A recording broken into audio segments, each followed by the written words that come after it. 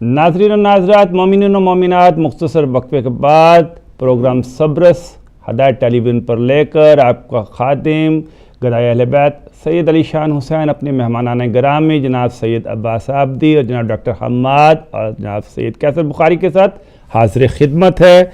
और आज के अहम और अहम तरीन मौजू की तरफ आते हैं, क्योंकि आज ही का वो दिन है जिस दिन हज़रत इमाम हुसैन इलाहे इस्लाम ने ये फ़ैसला किया कि उनको मदीना छोड़कर कूफ़ा जाना चाहिए। कूफ़ा जाने की क्या वजूहात थी, इमाम हुसैन ने मदीना क्यों छोड़ा और इमाम हुसैन ने 8 ज़ुल्हज को हज से वापसी क्यों इख्तियार की थी, ये ऐसे अहम मौज़ूआत हैं कि इनको समझने के लिए बहुत ज़्यादा तवज्जो और बहुत ज़्यादा वक्त की ज़रूरत है। मगर मेरे पास एक ऐसी शख्सियत मौजूद है जो समुंदर को कूज़े के अंदर तब्दील कर देते हैं, बंद कर देते हैं और एक कतरे में दरिया शामिल होता है। ऐसी शख्सियत ही इस अहम मौजू को मुख्तसर से वक्फे में आप तक आसानी के साथ और सलीस तरीके से पहुंचा सकती है। मैं चलता हूं अपने आज के अहम और काबिल इज़्ज़त, काबिल एहतराम मेहमान जनाब सैयद अब्बास आबदी की तरफ और इनसे क्वेश्चन करता हूं। आज का सवाल ये है कि हज़रत इमाम हुसैन ने मदीने को क्यों छोड़ा और उसकी क्या वजूहात थी। बहुत शुक्रिया आपका। औज़ु बिल्लाहि मिनश शैतानिर रजीम, बिस्मिल्लाहिर रहमानिर रहीम, वबिही नस्तईन व हुवा खैरु नासिर व मुईन, अल्हम्दु लिअहलिही वस्सलातु अला अहलिहा, अम्मा बाद, क़ाल अल्लाहुल हकीम फ़ी किताबिहिल करीम, बिस्मिल्लाहिर रहमानिर रहीम, क़ुल जाअल हक़्क़ु व ज़हक़ल बातिल इन्नल बातिला काना ज़हूक़ा, सदक़ल्लाहुल अलीयुल अज़ीम। सबसे पहले शान भाई आपकी खिदमत में और हमारे दीगर मेहमानान गिरामी की खिदमत में और हमारे तमाम नाज़रीन और नाज़रात की खिदमत में सलाम मोहब्बत व अक़ीदत पेश करता हूँ और आज की मुनासिबत पर ताज़ियत भी पेश करता हूँ कि ये यौम गम भी है, इस एतबार से कि सरकार दो आलम सल्लल्लाहु अलैहि वसल्लम का खून, सरकार दो आलम सल्लल्लाहु अलैहि वसल्लम का फ़र्जंद मुजाविर हरम रसूलुल्लाह, उसने मदीने को आज के दिन तर्क किया और मदीना छोड़ा तो वापस वो आ भी ना सका। ये एक बहुत बड़ी मुसलमानों के लिए भी और नस्लों में आइंदा आने वाले इंसानों के लिए भी बहुत बड़ी मुसीबत का दिन है। गौर करने की बात है। आपने भी सवाल बहुत उम्दा किया है कि आखिर वो क्या असबाब थे, वो क्या रीज़न्स थे कि जिनकी वजह से सरकार मौला इमाम हुसैन अलैहिस्सलाम ने मदीने को तर्क किया, जबकि कोई भी वतन को नहीं छोड़ता है। और फिर हमेशा के लिए तो छोड़ने के पीछे यकीनन कोई बहुत बड़ा मिशन, बहुत बड़ी तहरीक और बहुत बड़ा मारिका था कि जिसको आपने मद्देनज़र रखा था। इसका जवाब हासिल करने के लिए खाली जो आम तौर से जवाब दिया जाता है वो ये है कि यजीद ने बैत का मुतालबा किया, आपने फरमाया मुझ जैसा यजीद जैसे की बैत नहीं कर सकता, नतीजे में आपको मदीना छोड़ना पड़ा। लेकिन ये जवाब हमारे नज़दीक अधूरा है और उन असबाब में से सिर्फ़ एक छोटे से सबब की तरफ इशारा है। हकीकत इससे भी बहुत ज़्यादा वसी है। प्रॉब्लम यजीद और यजीद के खलीफा होने की भी नहीं है। प्रॉब्लम बहुत गहराई में जाकर देखें तो उसूलों के पामाल होने की प्रॉब्लम है। अब ज़रा इस पर तवज्जो करें कि जब गदीर में अल्लाह सुब्हानहू तआला ने इस दीन की रखवाली के लिए, रहनुमाई और रहबरी के लिए एक पूरा निज़ाम विलायत और इमामत के तौर पर दिया, जिससे दीन मुकम्मल भी हो गया। सुभान अल्लाह। हक़ आ गया, मुकम्मल भी हो गया, इसमें किसी तरह की अभी कमी नहीं रही। लेकिन सरकार दो आलम की आंख बंद हुई तो मामला وہ لوگوں کے ہاتھ چلا گیا. خوبصورت ڈاکٹر صاحب نے بھی اشارہ کیا کہ حتیٰ اس میٹنگ کو بھی انہوں نے مسجد نبوی میں رکھنا مناسب نہیں سمجھا اور چلے گئے سقیفہ. اب اس سقیفہ کے جو آؤٹ کمنگ ہے، اس میں جو رزلٹ سامنے آیا ہے، اس کے بعد ذرا یہ سوچنے والی بات ہے. امت مسلمہ کی تمام تاریخی کتابوں میں لکھا ہوا ہے کہ ابو سفیان سب سے پہلے مولا علی کی خدمت میں آیا، کہا کہ مجھے معلوم ہے کہ یہ آپ کا حق ہے خلافت کا اور آپ کے حق کو چھین لیا گیا ہے. اگر آپ مجھے شامل کر لیں تو میں آپ کی سپورٹ میں ایسی فوج لاؤں گا کہ مدینے کی کوئی گلی فوج سے خالی نہیں رہے گی، بھر دوں گا مدینے کو. امام نے چونکہ ابو سفیان کی پوری ہسٹری سے واقف تھے، اس کی جنم کنڈلی سے واقف تھے، فرمایا کہ سبحان اللہ، تم کب سے اسلام کے ہمدرد ہو گئے ہو، تمہارا اسلام کا اس کے ساتھ کیا تعلق ہے. یہاں اسے مایوسی ہوئی اور پھر ارباب اقتدار کی طرف چلا گیا. ذرا میں چاہتا ہوں کہ اس بات کو سمجھیں، یزید کو سمجھنے کے لیے اس کے دادا ابو سفیان کو بھی سمجھنا ضروری ہے. ادھر چلا گیا اور اس کے بعد اس نے کہا کہ میں جانتا ہوں کہ یہ حق علی کا ہے اور تم لوگوں نے لے لیا ہے، میں آپ کے ساتھ چل سکتا ہوں، کچھ حصہ میرے لیے بھی اس حکومت میں ہو تو. سبحان اللہ. اور سیاسی لابیاں ہوتی ہیں اور گیو اینڈ ٹیک کا معاملہ ہوتا ہے. آج بھی سیاسی پارٹیاں دیکھیں نا، دوستیاں بھی ان کی مستقل نہیں ہوتی ہیں، دشمنیاں بھی مستقل نہیں ہوتی ہیں، مفاد البتہ مستقل ہوتے ہیں. تو ان مفاد کو مد نظر رکھتے ہوئے ابو سفیان کو بھی کچھ دلاسا دیا گیا اور اس کے ایک بیٹے کو شام کی سرزمین پر فتح کر کے وہاں کی گورنری کرنے کا ایک بہت بڑا عہدہ دے دیا گیا. اس کا نام تھا یزید ابن ابو سفیان، جو معاویہ کا بڑا بھائی تھا. اور حضرت عمر کی خلافت کے وقت اس کا انتقال ہو گیا اور اس کو ریپلیس کیا معاویہ ابن ابو سفیان سے. تو معاویہ کو جب وہ گورنری دی گئی تو صحابہ کرام کو سرکار دو عالم صلی اللہ علیہ وآلہ وسلم کی فرمودات یاد تھیں. انہوں نے احتجاج کیا، باقاعدہ احتجاج کیا کہ آپ یہ غلط کر رہے ہیں کہ اللہ کے نبی نے بارہا فرمایا ہے کہ بنو امیہ پر ہر طرح کا عہدہ حرام ہے اور آپ اس کو ایک گورنری دے رہے ہیں، پورے ایک اسٹیٹ کو اس کے حوالے کر رہے ہیں جو کہ سینٹرل گورنمنٹ سے کافی دور بھی ہے، آپ اس کے اوپر کنٹرول بھی نہیں کر سکیں گے. اور معاویہ جو ہے وہ بنو امیہ کا اس وقت چشم و چراغ ہے. کسی کی نہیں سنی بلکہ فل چھوٹ دی گئی اور مضبوطی کے ساتھ اس کو گورنری دی گئی اور اس نے آہستہ آہستہ ملوکیت، بادشاہت اور وہ جو انداز ہوتا ہے حکمرانوں کا، جابر حکمرانوں کا، اس انداز میں اس نے اپنی حکومت کو وہاں مضبوط کرنا شروع کر دیا. آگے چل کے معاملہ آپ دیکھیں تاریخ میں تو حضرت عثمان بھی بنو امیہ کے ہی خاندان سے ہیں، تو جناب سینٹرل گورنمنٹ میں بھی بنو امیہ کے لوگ آ گئے. ابو سفیان کی خوشیوں کی تو انتہا نہیں تھی.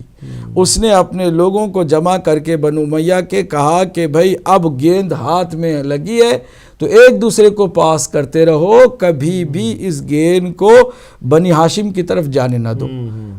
باقاعدہ اس ابو سفیان کی اس پوری اسلام دشمنی کو سمجھنے کی ضرورت ہے اور اس کے بعد جو ایک پورا کھیل کھیلا گیا ارباب اقتدار کے ساتھ، اس کو درک کرنے کی ضرورت ہے.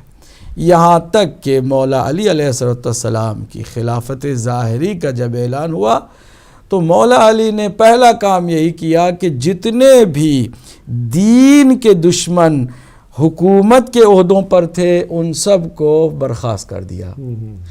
جس کو انگریزوں نے بھی اور کچھ مسلمان سو کالڈ انٹلیکچوئلز نے بھی سیاسی ناکامی کا نام دیا کہ آپ ابھی آئے ہیں, حکومت اپنی مضبوط ہو جاتی, اور جب جڑیں مضبوط ہو جاتی پھر آپ ایک ایک کو نکالتے. ابھی آئے نہیں ہیں, اپنی حکومت مضبوط ہوئی نہیں ہے کہ آتے ہی آپ نے یہ کیا کیا کہ معاویہ جیسے ایک پاورفل گورنر کو بھی آپ نے برخاست کر دیا, اور اس طرح بہت سارے اور لوگوں کو بھی برخاست کر دیا. جواب اس کا سمپل ہے کہ مولا علی نے خود اس کا جواب دیا ہے کہ دیکھو, اگر علی حاکم ہے, ایک لمحے کے لیے بھی, سال 2 سال 5 سال کی بات نہیں کریں, ایک لمحے, اگر ایک لمحے کے لیے بھی علی حاکم ہے تو پھر وہ عادل بھی ہے. واہ واہ واہ. اور جب عادل ہوگا تو کسی ظالم کو برداشت نہیں کرے گا. سیدھی سیدھی بات ہے. اور اس میں حکومت رہے نہ رہے یہ مسئلہ نہیں ہے, عدالت ہے یا نہیں ہے یہ مسئلہ ہے. یعنی میں اگر حکومت کے ساتھ عدالت کر سکتا ہوں, عادل رہوں گا, انصاف کر سکتا ہوں, تو پھر حکومت کا ہونا بہت اچھی بات ہے.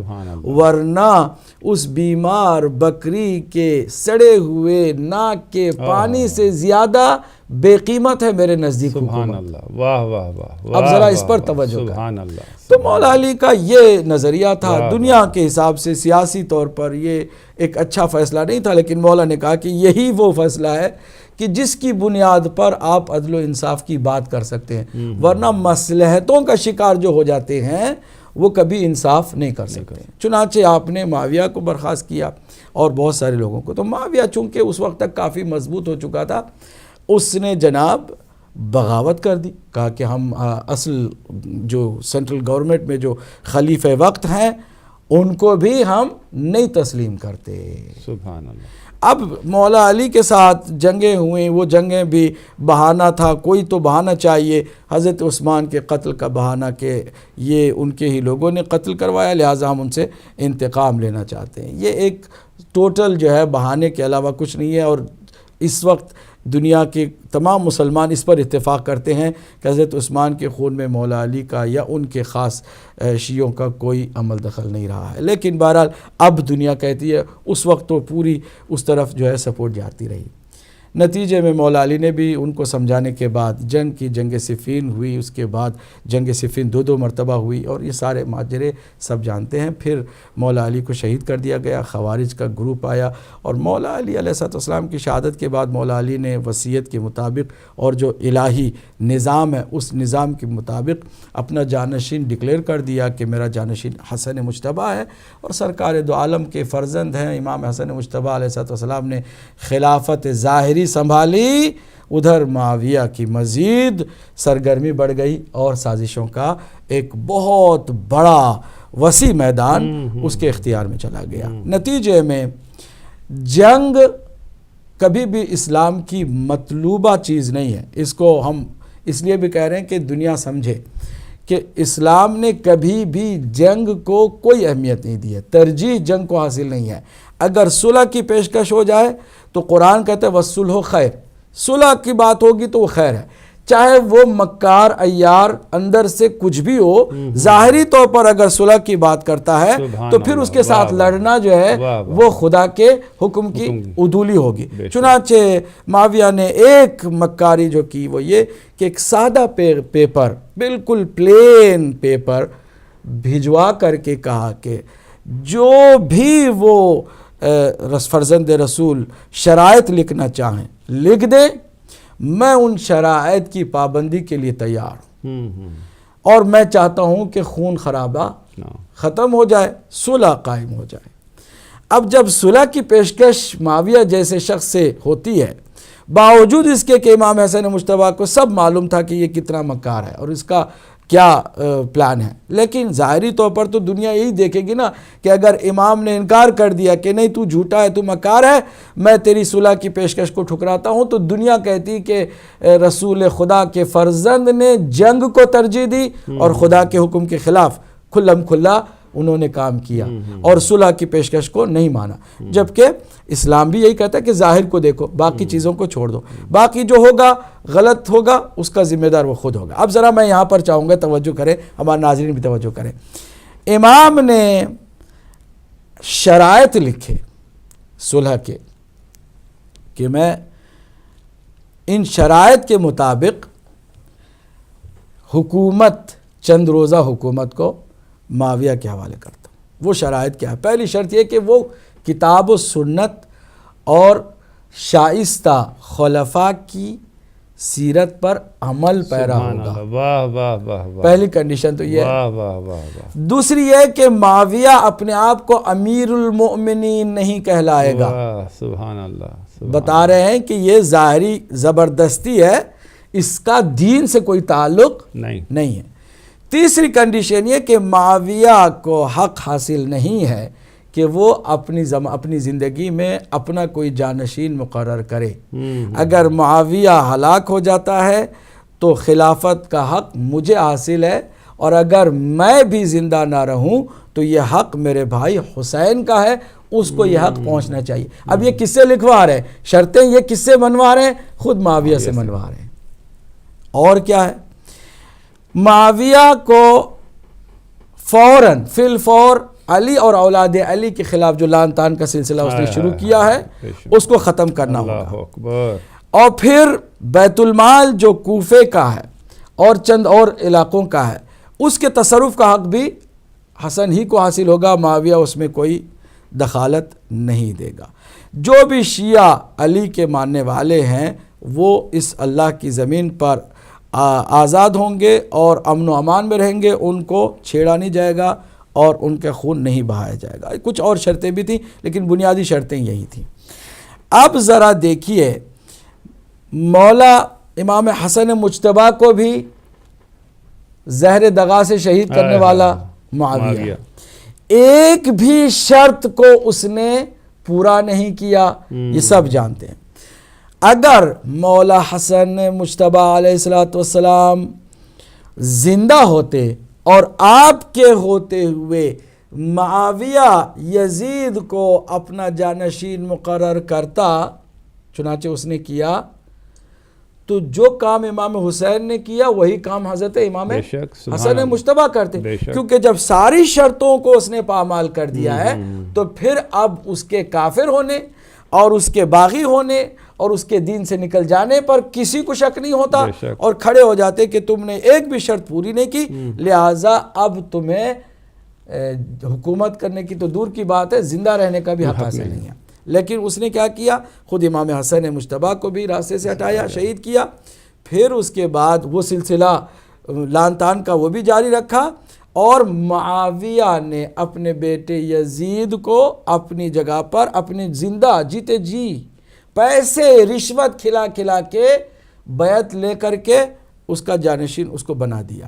سوال یہ پیدا ہوتا ہے کہ بعض ہمارے احباب ہیں جو اتنی ساری حقیقتوں کے اظہار کے باوجود یہ کہتے ہیں کہ بھئی یزید تو برا مانتے ہیں، مگر اگر بیٹا برا ہے تو باپ کو کیوں برا کہا جائے؟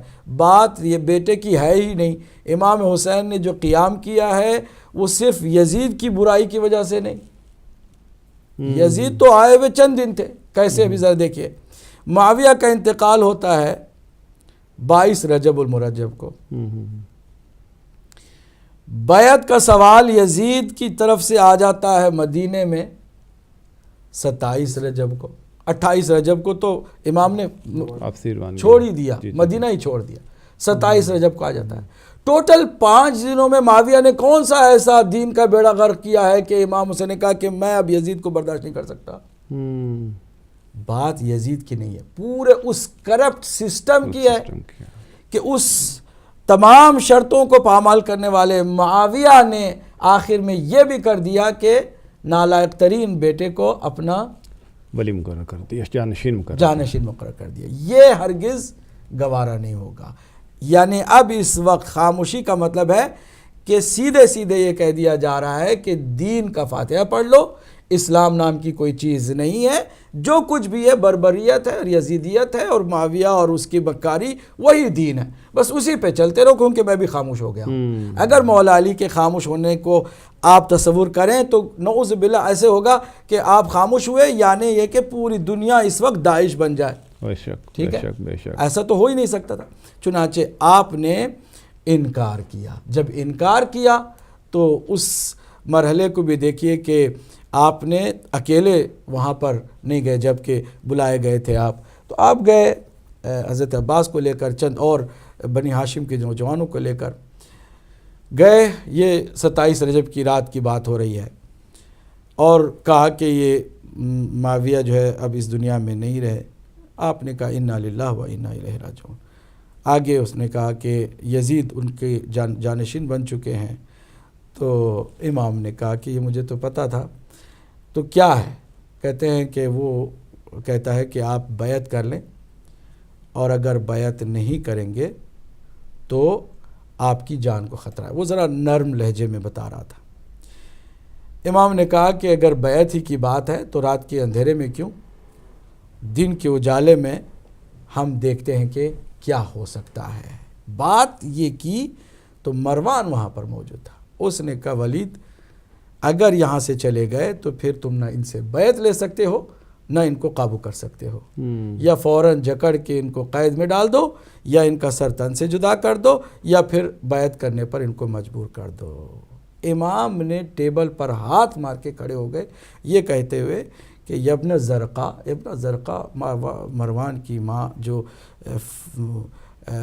بہرحال عصمت کے خلاف حرکتوں میں مشہور تھی, اس ماں کے نام کے ساتھ اس کو پکارا کہ اے فاحشہ کے بیٹے تو مجھے مارے گا. یہ آواز جب بلند ہوئی تو حضرت عباس نے دروازہ توڑ کے اندر امام نے سب کو سنبھالا کہ ابھی وقت لڑنے کا نہیں ہے. تو پھر کسی میں جرت نہیں ہوئی کہ امام کو روکے. امام چلے گئے.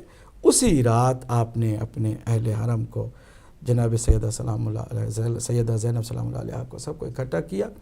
باہمی مشورت کے بعد یہ طے ہوا کہ مدینے میں رہنا کسی بھی لحاظ سے مناسب نہیں ہوگا. اب ہمیں یزید کے خلاف قیام کرنا ہوگا, اور بہترین میڈیا کیا ہے کہ میں یزید کے خلاف اپنی باتوں کو لوگوں کے سامنے رکھوں. بہترین میڈیا اس وقت کیا تھا؟ حج کا سیزن تھا. آپ دیکھیے نا, توجہ کریں. حج, آپ نے جو پوچھا نا کہ امام نے مدینے سے کوفے کا ارادہ کیا تھا, کوفے کا ابھی کوئی ارادہ نہیں ہے, سیدھے مکہ جا رہے ہیں. کیونکہ مکے میں تمام دنیا سے مسلمان جتنے ہیں وہ آئیں گے, اور میدان عرفات میں فرزند رسول کھڑا ہو کر کہوں گا کہ امت مسلمہ کے ساتھ, اسلام کے ساتھ, دین کے ساتھ کیا کھلواڑ ہو رہا ہے, اور میری کیا ذمہ داری ہے, امت کی کیا ذمہ داری ہے. میں وہاں پر جا کے احتجاج کروں گا. اور جب نکل رہے تھے تو آپ نے بہت خوبصورت جملہ, جس کو اہل سنت کی مورخین نے بھی لکھا ہے, کہ پوچھا کہ آپ کس لیے نکل رہے ہیں, تو آپ نے فرمایا انما خرجت لطلب اصلاح امت جدی. سبحان اللہ. میں نکل رہا ہوں, صرف میرا مقصد یہ ہے کہ میرے جد کی امت کی اصلاح کر سکوں, کہ بہت زیادہ معاملہ خراب ہو چکا ہے, اب میں خاموش نہیں رہ سکتا ہوں. اب ذرا اس مدینے سے مکے تک جانے کے اس سارے واقعات کو, اب آپ نے کہا کہ مختصر کر کے سمندر کو کوزے میں اگر سمانا ہو تو بس 2 جملوں میں عرض کر دوں کہ امام وہاں پر گئے ہیں, وہاں پر یزیدی کارندے پہنچ گئے ہیں کہ خفیہ طور پر امام کو شہید بھی کر دیں, کام تمام بھی ہو جائے, اور آپ یزید کے خلاف احتجاج بھی کرنے نہ پائیں. امام سمجھ گئے کہ میں اگر یہاں شہید بھی ہو جاتا ہوں تو میری شہادت کا خون رنگ نہیں لائے گا, مجھے یہاں سے نکلنا ہوگا. چنانچہ آپ نے حج کو عمرے سے بدلا, اور بدل کے کوفے کا رخ کیا. کوفے کا کیوں رخ کیا؟ آپ سب جانتے ہیں کہ کوفے کے لوگوں سے کچھ بوگس لیٹرز بھی, کچھ جینیون لیٹرز بھی آئے کہ آپ ہماری طرف آئیں, ہم یزید کو خلیفہ نہیں مانتے, ہم آپ کو اپنا امام مانتے ہیں, آپ کو ہم خلیفہ تسلیم کرتے ہیں, آپ آئیں گے تو ہم آپ کے ہاتھوں بیعت کریں گے, اور یہاں سے آپ کا ہم ساتھ دیں گے تاکہ آپ یزید کے خلاف. دیکھیں, جب حجت تمام کرنا ہو تو آپ نے بھی پہلے اپنے سفیر کو بھیجا, اپنے چچازاد کو بھیجا تاکہ وہ جائیں وہاں کا جائزہ لیں. حضرت مسلم بن عقیل گئے. وہ ساری باتیں اپنی جگہ پر ہیں. میں ایک جملہ ابھی جو ساری باتوں کا خلاصہ اگر کرنا ہو نا, ایک جملے میں, مولا حسین علیہ السلام کی شہادت کربلا میں ظاہری طور پر ہوئی, باطنی طور پر مولا علی کو, مولا امام حسین علیہ السلام کو سقیفہ ہی میں شہید کر دیا گیا. بے شک بے شک بے شک. ناظرین و ناظرات, مومنین و مومنات, ابھی آپ کے سامنے مولانا حضرت जनाब सैयद अब्बास आबदी साहब ने मुकदमा इमाम हुसैन आपके सामने पेश किया और नहायत ही मुफस्सल समंदर को बहुत ही मुख्तसर कोज़े में पेश किया कि किस तरह ख़ानदान तहारत के ख़िलाफ़ अबू सुफियान की साजिशें रंग लाईं और बिल आखिर इसका नतीजा इमाम हुसैन की इस दुनिया से 72 अहबाब के साथ और ख़ानदान के साथ शहादत पर मुंतज हुआ। इसके और क्या क्या पहलू हैं और इसको और किस एंगल से देखा जा सकता है, ये अभी बहुत ही सनसनीखेज़ बातें हैं और बहुत ही तवज्जो तलब बातें हैं। इबरतनाक भी इसको मैं कह सकता हूँ, और इबरतनाक इसलिए कि वो माविया जो आपको नज़र आ रहा है कि सिर्फ़ इमाम हसन का ही वो कातिल नहीं है, बल्कि उस खातून का भी कातिल है जिसको रसूल खुदा की ज़ौजा होने का और आप अहले सुन्नत की वो खातून अव्वल भी कहलाती हैं, हज़रत आयशा। जब उसने माविया ने ये देखा कि अब मैं इनसे कोई मुफाद हासिल नहीं कर सकता और ये मेरे मकर को जान गई और अब ये अली के साथ मद्दे मुकाबिल नहीं होंगी, तो उसका भी कातिल माविया ही है। यानी ना सिर्फ वो अहले सुन्नत के अज़ीम तरीन शख्सियत का कातिल है, वो अहले तशय्युअ की भी अज़ीम तरीन शख्सियत का कातिल है, और फिर दोनों की शख्सियतों का कातिल नहीं, इस्लाम का भी वो कातिल है। बड़ी ही सनसनीखेज़ गुफ्तगू है, इसको आगे लेके चलेंगे। एक छोटा सा वक्फ़ा, इस वक्फ़े के बाद आप मेरे मौजूद मेहमानान गिरामी से सवालात भी कर सकेंगे, टेलीफोन लाइनें खुल जाएंगी, और इंशाअल्लाह ताला मैंने जैसे वादा किया था, आज मैं इस प्रोग्राम के आखिर में इमाम हुसैन की रवानगी के ऊपर एक छोटी सी नज़म भी आपके हदिया करूँगा। चलते हैं एक मुख्तसर वक्फ़े की तरफ।